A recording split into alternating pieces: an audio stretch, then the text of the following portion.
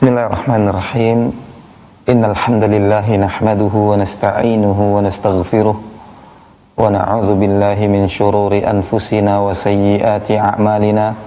Man yahdihillahu fala mudilla lahu wa man yudlil fala hadiyalah.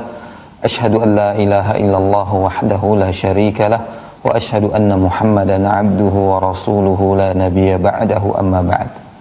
Allahumma 'allimna ma yanfa'una wanfa'na bima 'allamtana wa zidna ilman ya karim. Ya hayyu ya qayyum bi rahmatika nastaghith wa aslih lana sya'nana kullah wa la takilna ila anfusina tarfata 'ain. Kaum muslimin wal muslimat rahimani wa rahimakumullah. Puji syukur kehadirat Allah tabaraka wa taala yang mempertemukan kita kembali untuk melanjutkan pelajaran kita membaca kitab Al-Fiqh Al-Muyassar karya sejumlah para ulama yang sempat berhenti semasa liburan ini, dan kami mohon maaf atas berhentinya pertemuan kita beberapa kali. Semoga Allah Subhanahu wa taala senantiasa menganugerahkan kepada kita semangat di dalam menuntut ilmu dan mengajarkannya. Kemudian tentunya salawat dan salam kita hadiahkan kepada Rasul kita yang tercinta dan Nabi kita yang mulia Muhammad bin Abdullah alaihi afdhalus salati wa atammu taslim. Dengan taufik Allah Subhanahu wa taala, pada malam yang berbahagia ini insyaallah kita akan melanjutkan pelajaran kita yang tersisa dari bab yang keenam, yaitu fi al-mashi 'ala al-khuffaini wal 'amamati wal jabirah.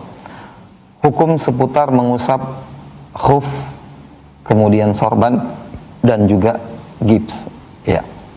Di bawah bab 6 ini, di bawah bab yang ke-6 ini ada 4 masalah, di mana 2 masalah dari masalah di bawah bab ini ada beberapa masalah, ya. Di antara masalah tersebut yang sudah kita bahas, yaitu masalah yang pertama, masalah yang kedua, dan masalah ketiga, juga masalah keempat, ya. Dan insya Allah malam ini kita akan masuk kepada masalah kelima, 6, dan insya Allah sampai ke masalah yang ketujuh. Artinya kita mencoba malam ini menyelesaikan, ya, bab yang ke-6 ini. Namun sebelum kita melanjutkan pelajaran kita kepada masalah yang baru, untuk murajaah dan mengingat, ya, pelajaran kita sebelum ini, karena terhenti beberapa waktu, ya, ada baiknya kita mengingat kembali, murajaah kembali, ya, masalah yang telah kita bahas pada pertemuan yang sebelumnya, masih di bawah bab ke-6, yaitu tentang mengusap khuf, imamah, dan juga gips. Masalah yang pertama disebutkan penulis hafizahumullah, yaitu hukum mengusap al-khuf, ya, dan dalilnya yang hukumnya adalah boleh, ya. Dalilnya juga ada dari hadis Nabi sallallahu alaihi wasallam, ya, baik ucapan maupun perbuatan beliau sallallahu alaihi wasallam. Kemudian juga petuah dari para ulama. Dan masalah yang kedua yaitu syarat-syarat mengusap al-khuf, ya. Ini juga sudah kita bahas, ada 5 syarat, ya. Kemudian yang ketiga yaitu kaifiyatul mashi wa sifatuh, tata cara mengusap khuf. Nah, ini juga sudah kita lewati, yang intinya adalah cara mengusap khuf itu dengan baik dengan kedua tangan, ya. Artinya tangan kanan mengusap khuf kaki kanan, tangan kiri mengusap khuf kaki kiri, atau satu tangan digunakan untuk mengusap kedua khuf, ya. Ini boleh, karena kata para ulama dalam masalah mengusap khuf ini perkaranya bebas, ya. Artinya ada kelonggaran. Bagaimanapun caranya, baik dengan kedua tangan mengusap punggungnya, punggung khuf ala kaos kaki ataupun sepatu ya, atau yang semisal fungsinya dengan khuf, yaitu dengan cara mengusapnya tangan kanan mengusap khuf yang kaki kanan, ke tangan kiri mengusap khuf yang kaki kiri, nggak ada masalah. Atau menggunakan kedua-duanya tangan kanan untuk kedua kaki ya, baik kaki kanan maupun kaki kiri, kedua-duanya. Atau tangan kiri ya mengusap khuf kaki kanan dan juga kaki kiri. Namun dalam bersuci ya kita utamakan menggunakan yang kanan ya, karena ada dalil umum dari Nabi SAW bahwa Nabi kita SAW selalu mengedepankan bagian kanan ya, baik dalam bersuci maupun menyisir rambut ya, dan lain-lain. Nah, ini yang masalah yang ketiga. Adapun yang diusap seperti yang kita sampaikan ya, yaitu bagian atas khuf, bukan bagian bawahnya ya. Bagian atas dengan cara mengusapnya ya, yang diusap itu mayoritas, tidak mesti harus keseluruhan ya. Yang diusap bagian atas yaitu mayoritas bagian atas, tidak mesti al-isti'ab ya, tidak mesti menyeluruh ya, semua bagian harus terusap, tidak mesti demikian. Iya. Kemudian yang keempat adalah masalah waktu. Waktu diperkenankannya mengusap khuf, kaos kaki ataupun sepatu ya, dengan syarat kaos kaki ataupun sepatu tersebut menutupi kedua mata kaki ya. Jika sulit untuk dibuka sebagian alas kaki seperti sepatu ya, sebagian sepatu itu ada yang sulit sekali untuk dibuka. Saya melihat seperti sepatunya para aparat keamanan TNI ataupun Polri yang bertugas di lapangan, yaitu sepatunya tinggi dan seterusnya, susah untuk dibuka, maka boleh bagi mereka untuk mengusapnya. Nah, di dalam mengusap ini ada aturan waktunya, seberapa lama boleh mengusap ya. Nah, kata para ulama, untuk orang yang bermukim atau orang yang sedang melakukan perjalanan, yaitu musafir, tapi perjalanan tersebut relatif dekat sehingga ya uruf ataupun kebiasaan masyarakat setempat menilai untuk pergi ke jarak yang dekat tersebut tidak termasuk safar, tapi dia berjalan keluar dari kampungnya, keluar dari kotanya misalnya, tetapi masyarakat setempat tidak menyebut dia sebagai seorang musafir, maka dia statusnya sama dengan orang mukim dalam hal mengusap khuf ini, yaitu diberikan waktu boleh mengusap khuf selama 1 hari 1 malam, yaitu 24 jam ya. Adapun orang yang musafir safar yang memang secara uruf, secara kebiasaan masyarakat setempat mengatakan itu adalah perjalanan safar, maka yang demikian boleh untuk mengusapnya 3 hari 3 malam ya. 3 hari 3 malam kalau kita hitung secara putaran jam itu ya 72 jam ya, 24 jam kali 3 72 jam. Nah, ini kesimpulan daripada masalah-masalah yang pada pertemuan kemarin sudah kita bahas. Baik, mari kita lanjutkan ke pelajaran kita berikutnya, masalah kelima. Penulis hafizahumullah mengatakan al-mas'alatu al-khamisatu mubtilatuh. Masalah yang kelima, pembatal mengusap khuf ya. Jadi khuf batal untuk diusap walaupun waktu mengusap khuf itu masih ada. Misalnya seorang yang bermukim ya, memakai khuf setelah dia berwudu, tentunya berwudu untuk sholat subuh, kemudian dia berwudu secara sempurna ya, Kita ulangi, dia berwudu secara sempurna, artinya juga kaki dicuci. Setelah itu dia memakai khuf. Nah, dan dia sholat subuh. Setelah sholat subuh, ya, dia berhadas. Nah, nanti akan ada pembahasan yang lebih rinci lagi setelahnya, kapan dan bagaimana, kapan dia harus mengusap dan seterusnya, ya. Intinya dia berhadas setelah sholat subuh.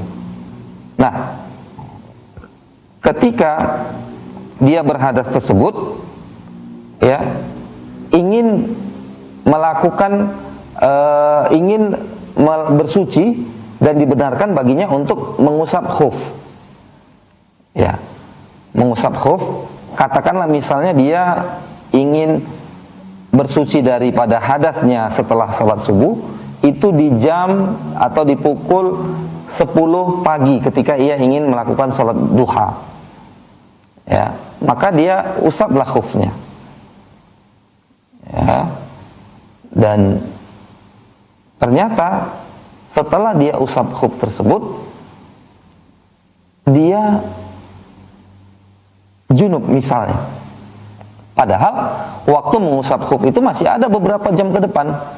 Tetapi ketika dia tidur siang misalnya, ya, setelah sholat zuhur dia tidur, kemudian dia junub, sementara waktunya masih ada beberapa jam ke depan dibolehkan mengusap khuf, ya. Tetapi karena dia junub, ya, termasuk salah satu pembatal mengusap khuf adalah junub, maka meskipun waktunya masih ada, ya, tetapi batal. Secara otomatis batal karena ada pembatal mengusap khuf itu sendiri, yaitu apa? Ya, junub. Mari kita simak apa yang dikatakan oleh penulis. Yang pertama, idza hasala ma yujibul ghusl batalal masah. Ya, pembatal mengusap khuf pertama walaupun masih ada waktunya, ya, yaitu idza hasala ma yujib al-ghusl. Apabila ada sesuatu yang mengharuskan, mewajibkan untuk mandi, maka batala al-mas, batallah izin untuk mengusap khuf. Apa yang membuat wajib untuk mandi tersebut? Junub, haid maupun nifas bagi wanita, haid dan nifas bagi wanita, ya. Maka ini membatalkan izin mengusap khuf meskipun waktunya masih ada, ya. Karena li hadithi Safwan ibn Asal qal kana an-nabiy sallallahu alaihi wasallam ya'muruna idza kunna safara alla nanzi'a khifafana thalathat ayyamin wa layalihinna illa min janabah, ya. Dalilnya, alasannya adalah karena adanya hadis yang diriwayatkan oleh Safwan bin Asal radhiyallahu taala anhu. Dia berkata bahwa adalah Nabi sallallahu alaihi wasallam memerintahkan kami ketika kami berada di dalam perjalanan untuk tidak menanggalkan alas kaki kami atau khuf kami selama 3 hari 3 malam, ya, kecuali illa min janabah, kecuali jika ada junub. Maka tidak mesti harus menunggu 3 hari 3 malam bagi seorang musafir, ya. Ketika dia junub tidak mesti menunggu 3 hari 3 malam baru dia melepaskan khufnya. Tetapi begitu adanya faktor yang mengharuskan untuk mandi, ya, untuk mandi besar, maka saat itu juga khuf harus ditanggalkan, ya, artinya batal izin untuk mengusapnya, ya. Ini yang pertama. Yang kedua, idza dhahara ba'du mahallil fard ay zuhuru ba'di al-qadam batalal masah. Kata penulis, yang kedua, apabila muncul, terlihat sebagian daripada mahal al-fard, sebagian daripada kaki, ai zuhur ba'dil qadam, apabila terlihat sebagian daripada telapak kaki, maka batallah izin untuk mengusap khuf menurut penulis di sini, di dalam kitab ini. Ya.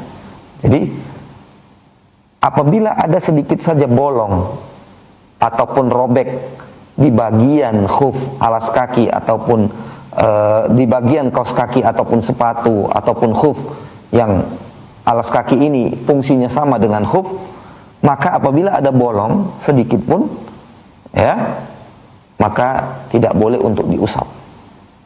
Ya, karena dia tidak dinamakan khuf yang layak untuk diusap. Ya. Namun hadirin hadirat rahimani wa rahimakumullah, kata para ulama, ya,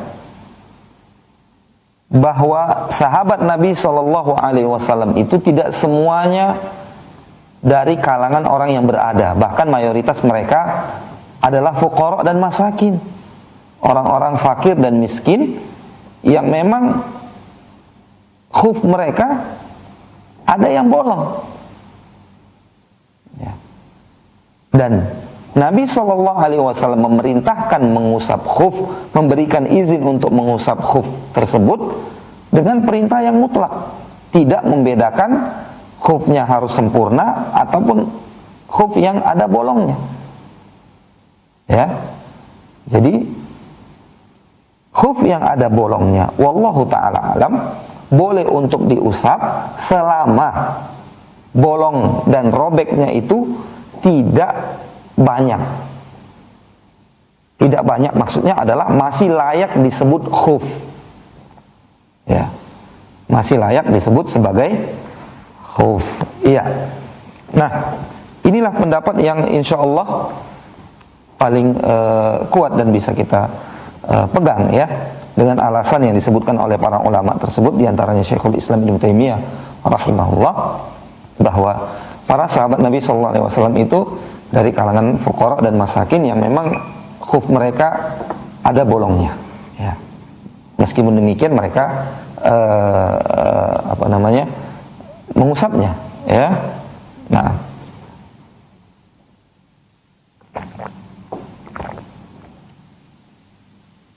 yang berikutnya,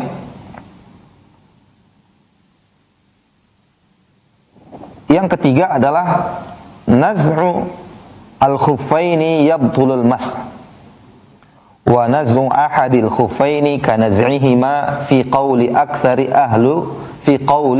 ahli al-ilm. Ya. Menanggalkan kedua khuf itu dapat yabtulul mas, dapat membatalkan hukum atau dapat membatalkan izin mengusapnya. Kita ulangi, menanggalkan kedua khuf, ya, akan membatalkan izin mengusapnya.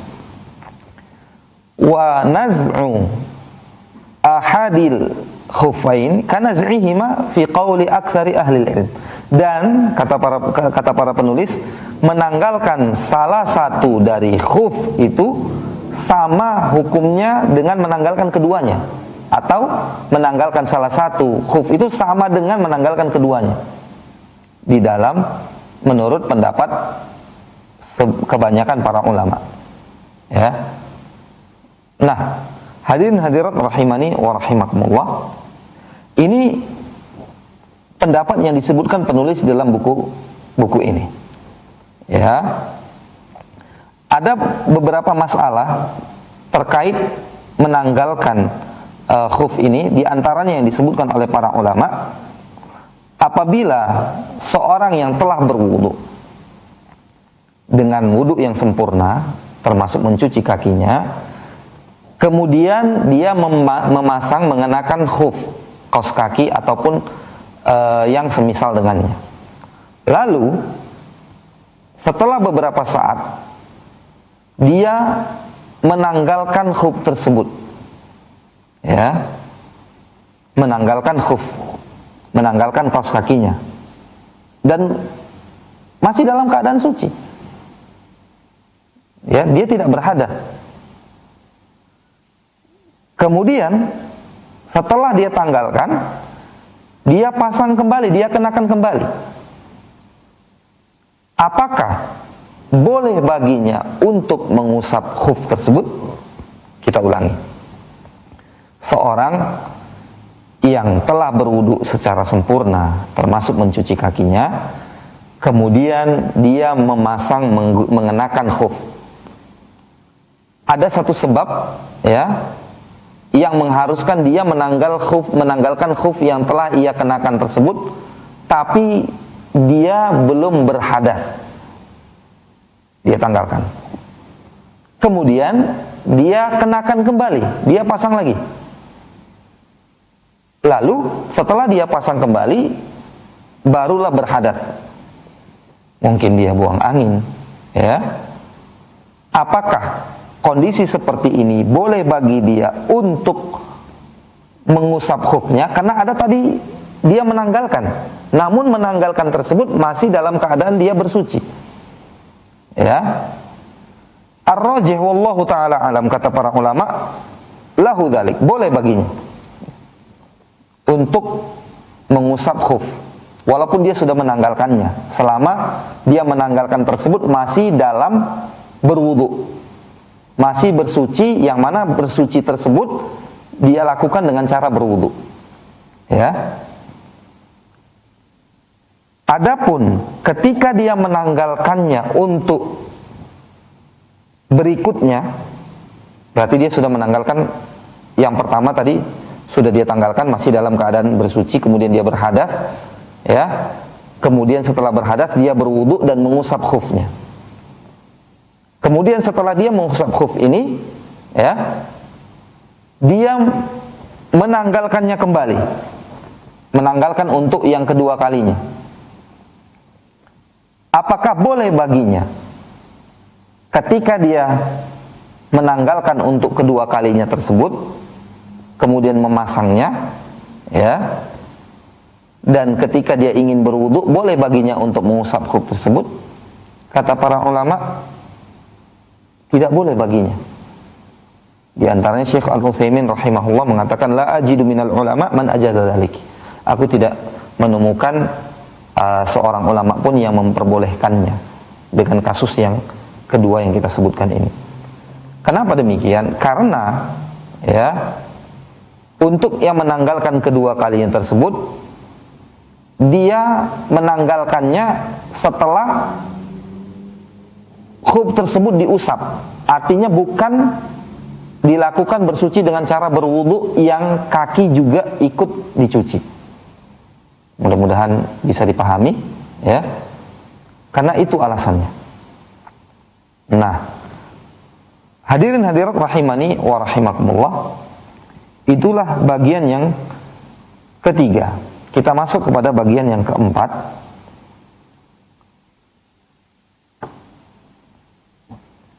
Inqidha muddat al-mashi mubtilun lahu, ya.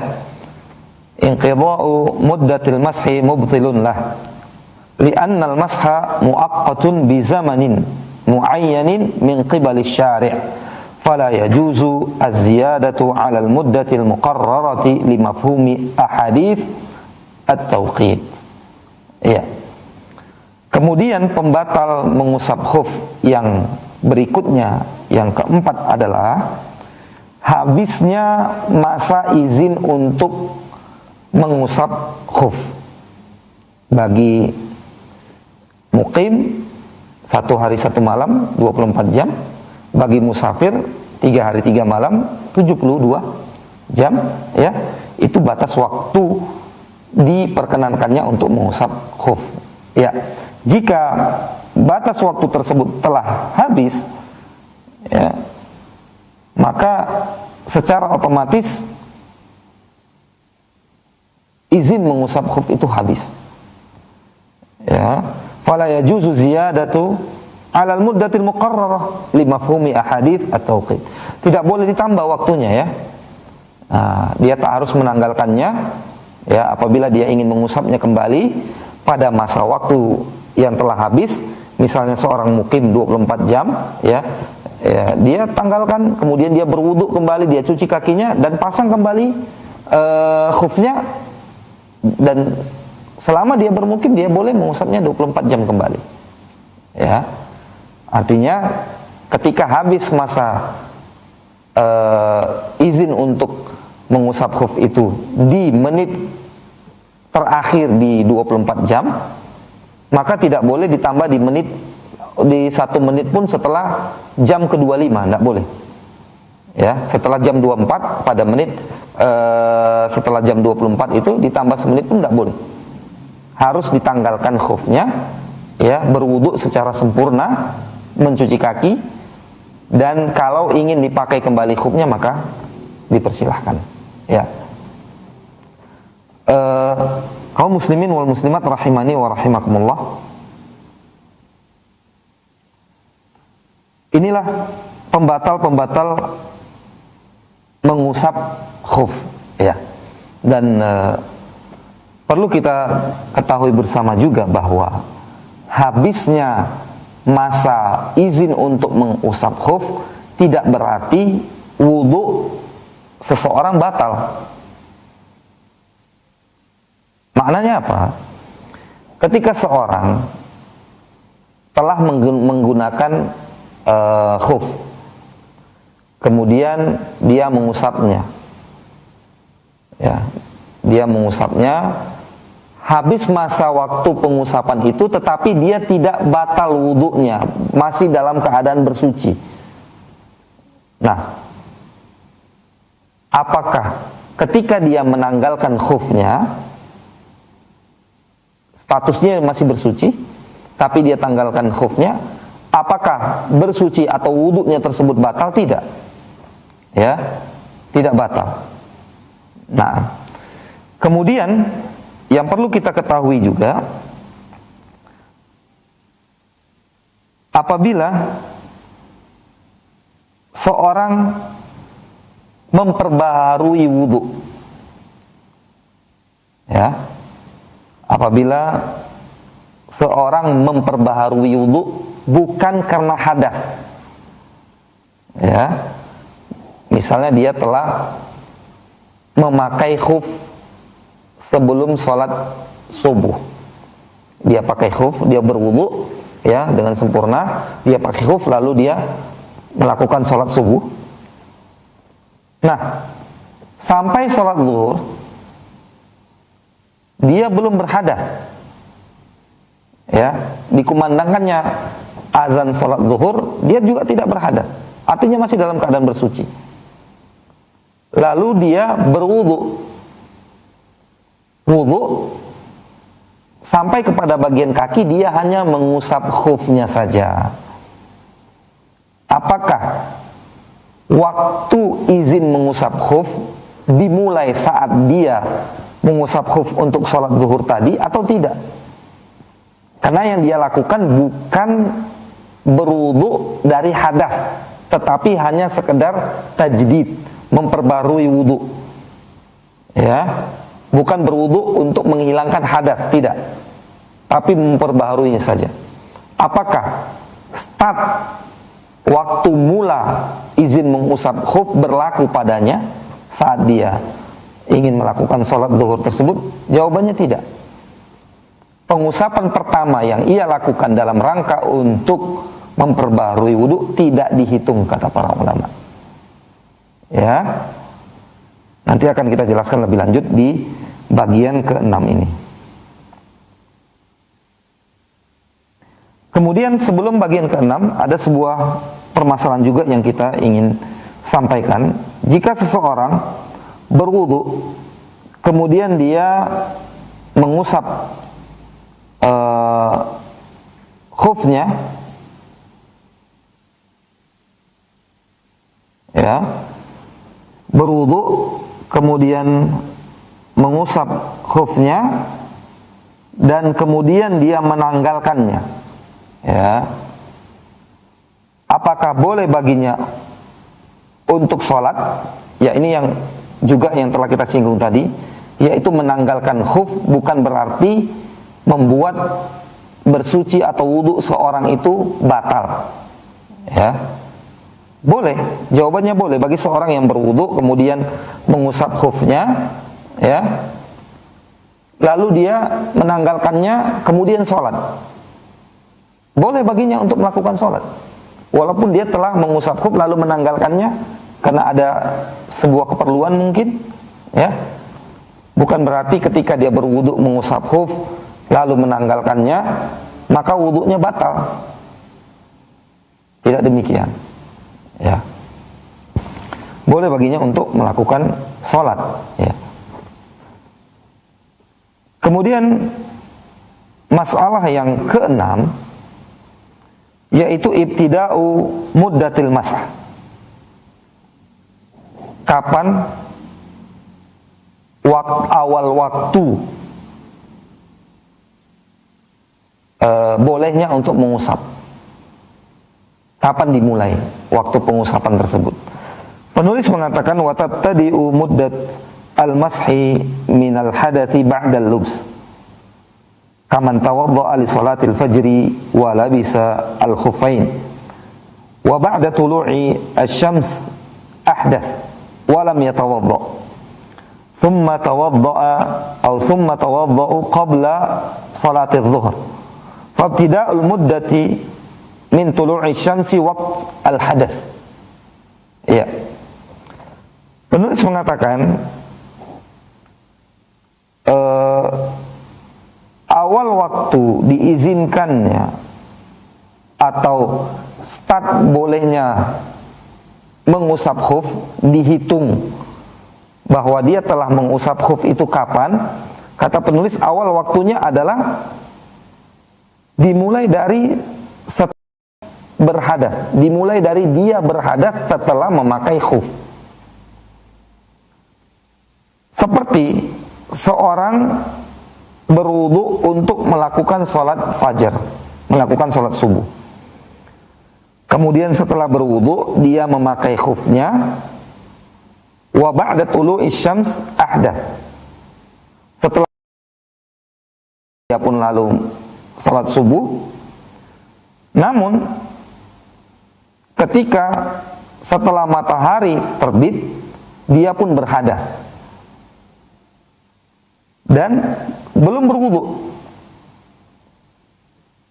Kemudian setelah kondisinya seperti itu, summa tawadda'a qabla salatil zuhur. Dia sudah berhadas dan belum berwudu, tetapi berwudunya ia lakukan ketika dekat waktu salat zuhur. Maka mulai waktu mengusapnya dihitung sejak dia berhadas saat matahari terbit tadi. Ya. Ini pendapat yang pertama. Kata penulis, wa qala ba'dul ulama, adapun sebagian para ulama mengatakan ibtida'uha min haits tawadda'a qabla salatiz zuhur.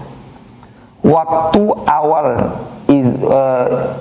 mengusapnya, ya, dihitung dari sejak dia berwudu untuk salat zuhur. Ai minal mashi ba'dal hadath, yaitu dihitung dari awal mengusap setelah berhadas dari saat dia berwudu. Ya, berbeda. Kalau tadi dihitung sejak dia berhadas. Ya, ketika dia berhadas setelah matahari terbit maka dihitung.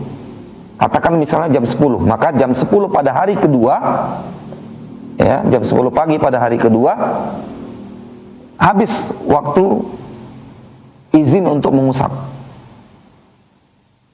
Ya. Adapun menurut pendapat sebagian para ulama tidak demikian. Dimulai saat dia mengusap untuk pertama kalinya setelah berhadas. Dalam contoh ini ketika dia mengusap untuk melakukan sholat zuhur, maka katakanlah mungkin di daerah kita ya jam 12 lewat 10 menit ya, baru dia mengusapnya, maka hitungannya adalah dari mulai jam 12 lewat 10 menit hingga jam 12 lewat 10 menit pada hari kedua. Ya, jadi perbedaan yang sangat signifikan sekali. Iya. Kita ulangi bahwa ada dua pendapat ulama di sini. Ya, yang pertama mereka mengatakan start waktu mula untuk mengusap khuf itu dihitung, ya, izin untuk mengusap khuf itu dihitung waktu mulanya adalah ketika berhadas. Kapan hadas timbul maka saat itu dihitung. Ya. Adapun sebagian para ulama tidak.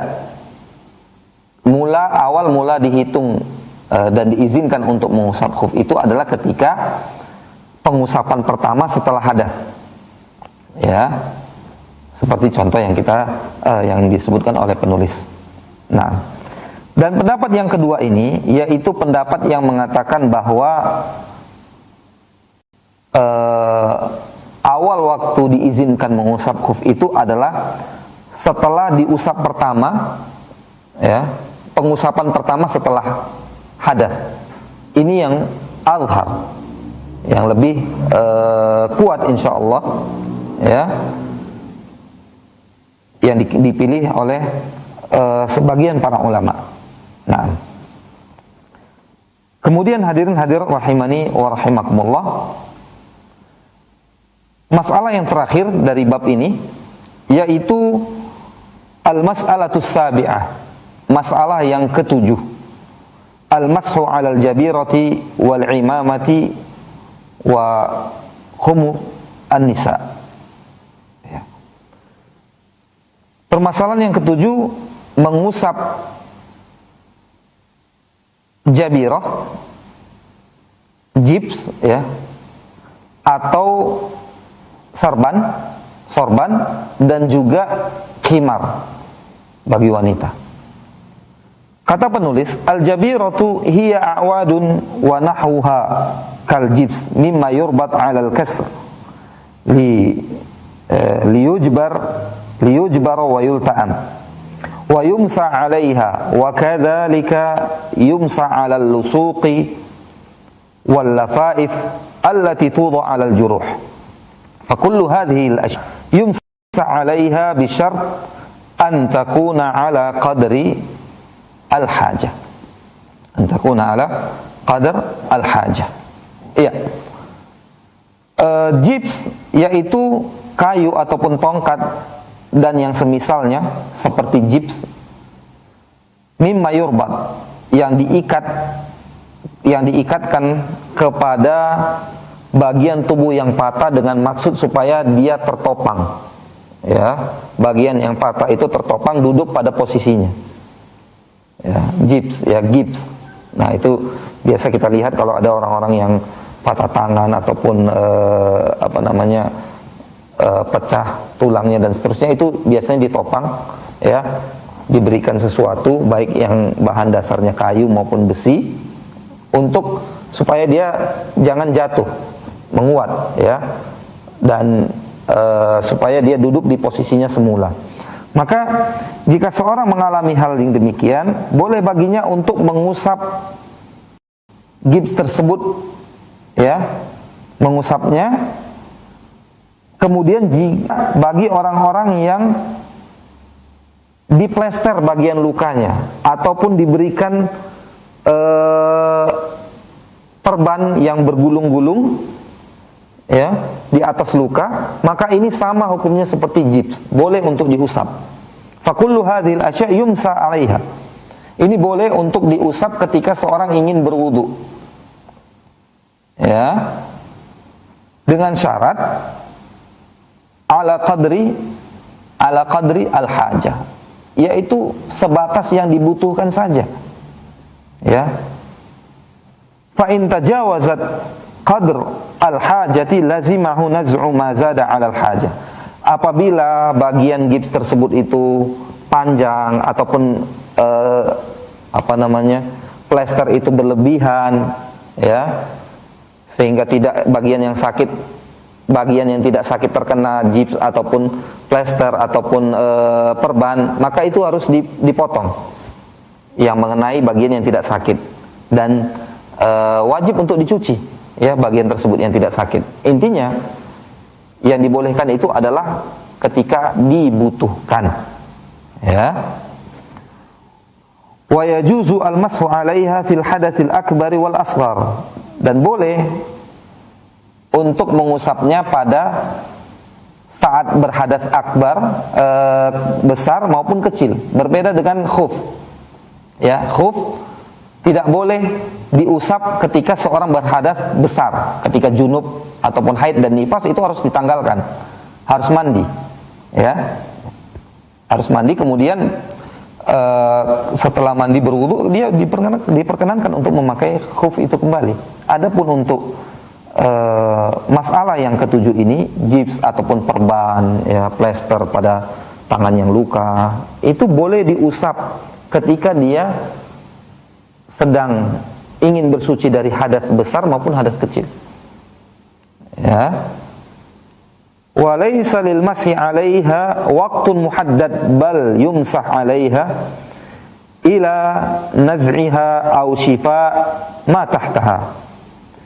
Dan tidak ada batasan waktu diizinkannya untuk mengusap. Batasan waktu itu dinilai atau berakhir, ya, ketika ditanggalkan, sudah tidak dibutuhkan lagi, atau sudah sembuh dari penyakit tersebut, ya, luka yang diperban sudah sembuh, maka tidak boleh lagi untuk diusap, melainkan harus dicuci apabila dia bagian bekas luka yang di tangan, ya. Tidak batas waktunya seperti 24 jam, apakah 3 hari 3 malam bagi yang musafir, kemudian bagi yang mukim 1 hari 1 malam, tidak demikian. Tidak ada batas waktu. Batas waktunya adalah ketika dia gips atau perban serta plester tersebut ditanggalkan, artinya tidak dibutuhkan, atau luka tersebut sudah sembuh, ya, tulang yang patah tersebut sudah bersatu kembali. Nah, wa dalilu ala dzalika, alasannya adalah annal masha 'alal jabirati darurah wad daruratu tuqaddar biqadariha wala farqa fiha bainal hadatsain.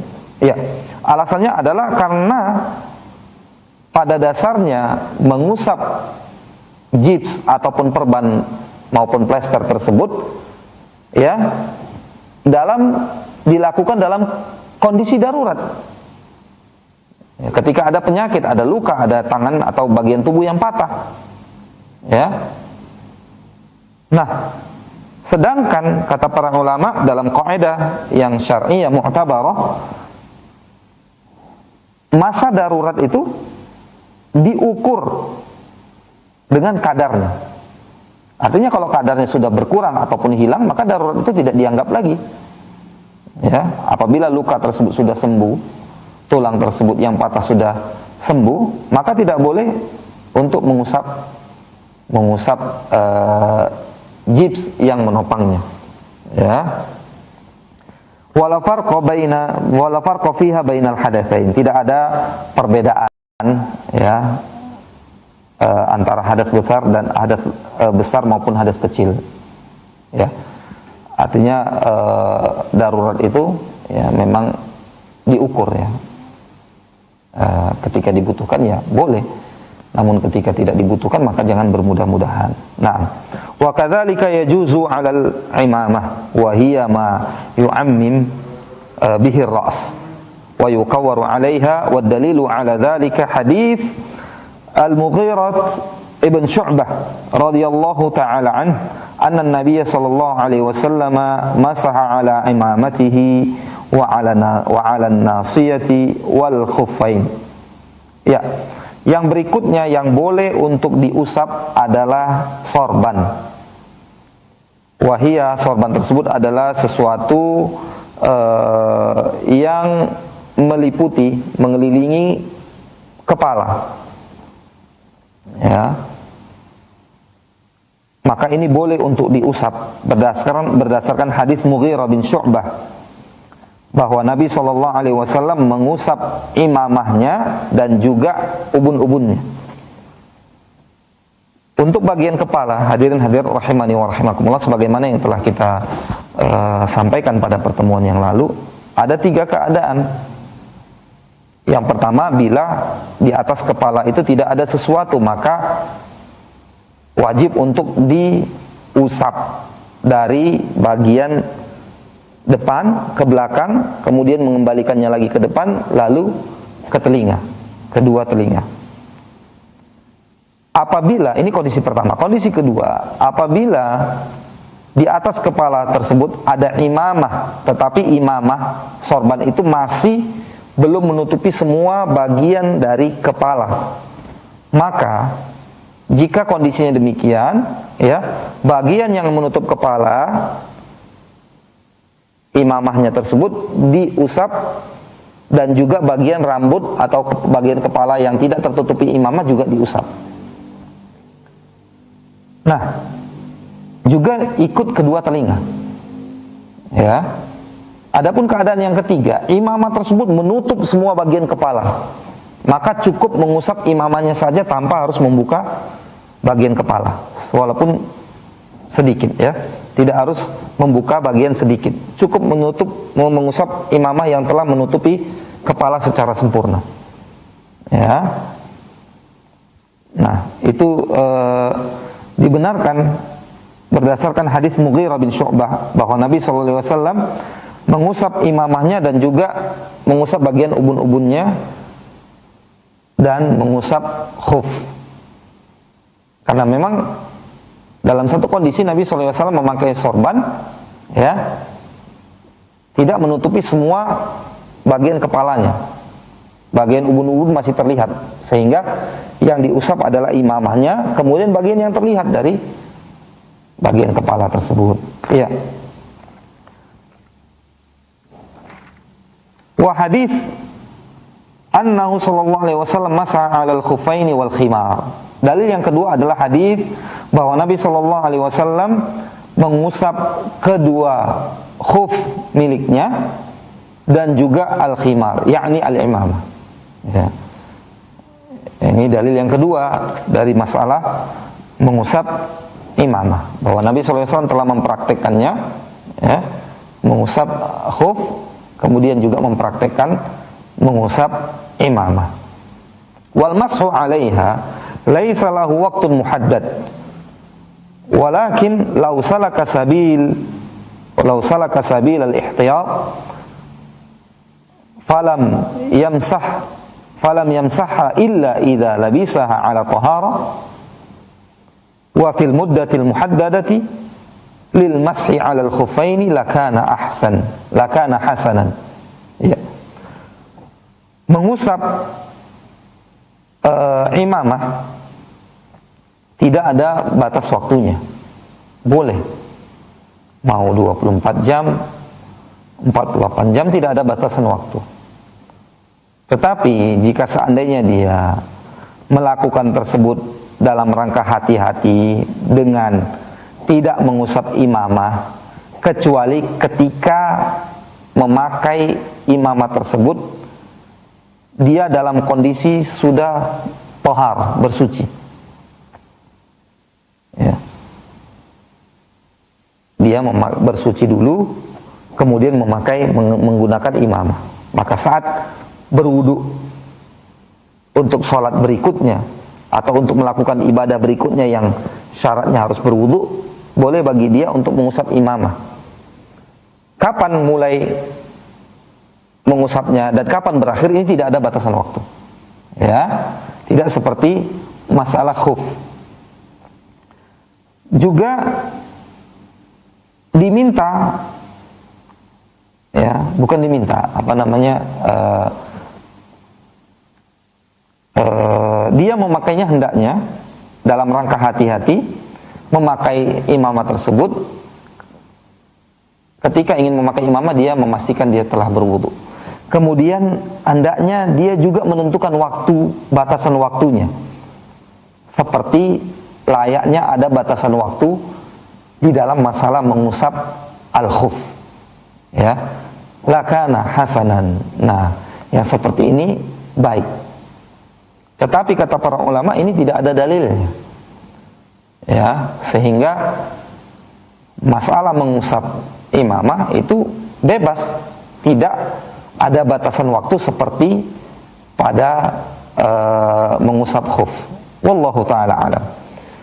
Kata penulis, amma al-khimar, amma khimarul mar'ati wa hiya ma tughatti bihi ra'saha fal aula alla tamsa alaih illa idza kana hunaka masyaqqatun fi naz'ihi au limaradin fi ra's au nahwi dzalik. Adapun khimar seorang wanita, ya ini suatu istilah yang harus dipahami juga, ya. Ada istilah khimar, ada istilah jilbab, ada istilah hijab.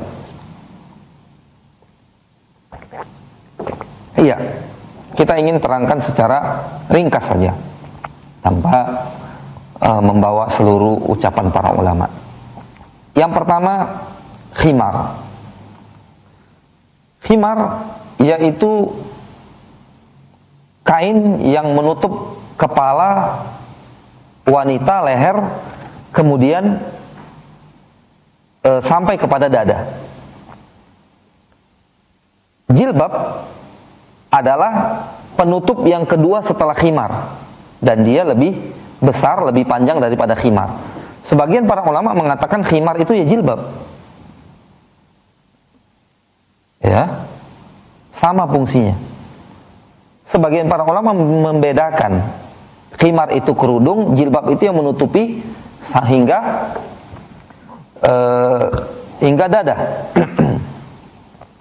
Ya. Ada juga yang mengatakan bahwa jilbab itu adalah sesuatu yang menutupi hingga seluruh tubuh. Ya.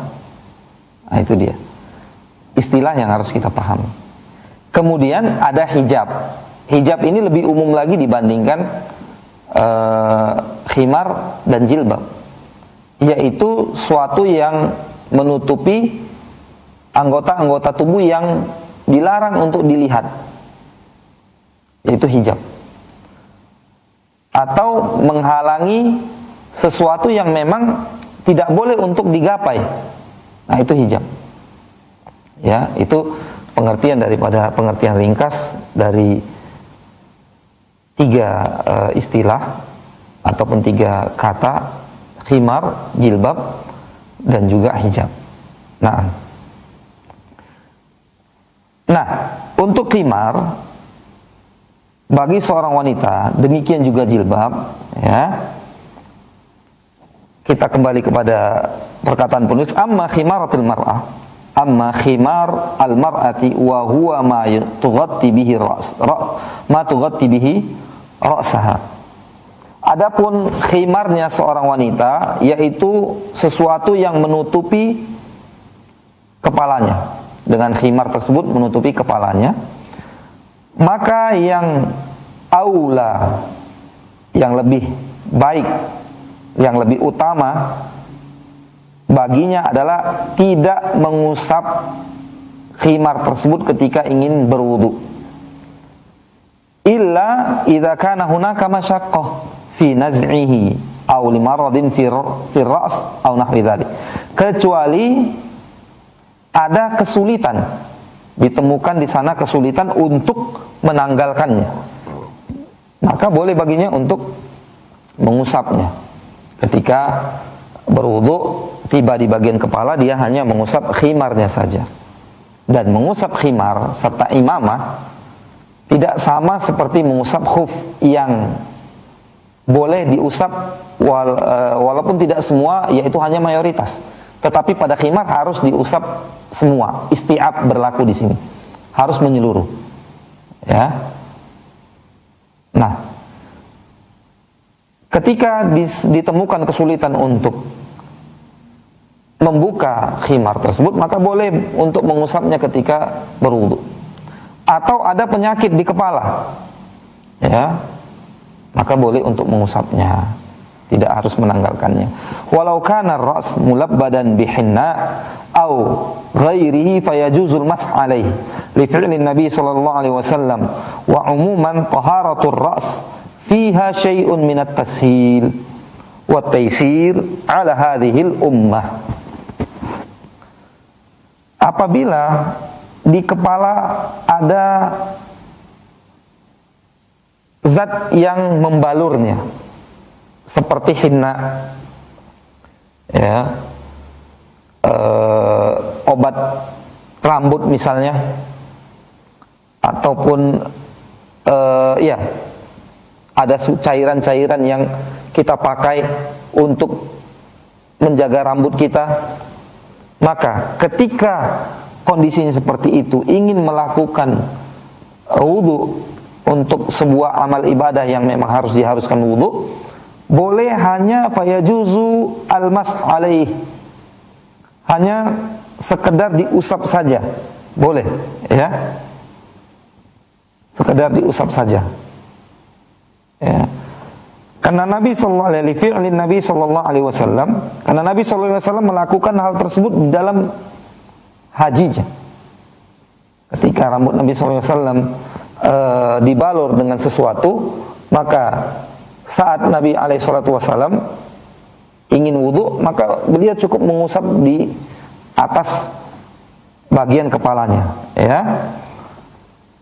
Wa umuman taharatur ra's, kata penulis, secara umum untuk taharah,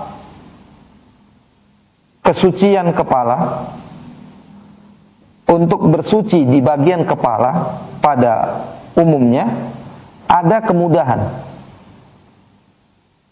untuk umat ini, ya. Termasuk kemudahan tadi yang kita sebutkan, bahwa ketika dia memakai sorban cukup mengusapnya saja.